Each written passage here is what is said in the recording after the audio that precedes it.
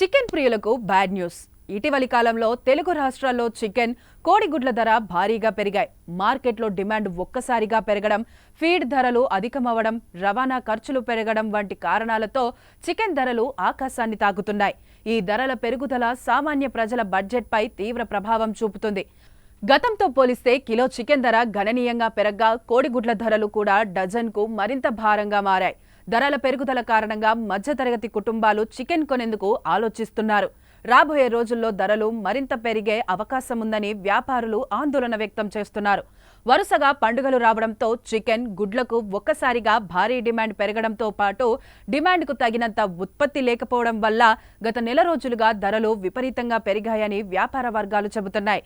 వచ్చే నెలలో సంక్రాంతి పండుగ ఉండడంతో మరో నెల రోజుల పాటు ఈ ధరల పెరుగుదల కొనసాగవచ్చని వ్యాపార నిపుణులు అంచనా వేస్తున్నారు. గుడ్ల ధరలు అధికంగా పెరగడంతో మధ్యాహ్న భోజన పథకంపై కూడా ప్రభావం పడుతోంది.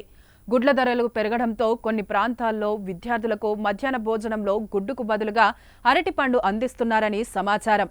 ప్రస్తుతం ఒక గుడ్డు ధర 10 వరకు చేరుకుంది. ఇక చికెన్ ధర విషయానికి వస్తే ప్రస్తుతం కిలో చికెన్ ధర 300 నుంచి 320 వరకు పెరిగింది.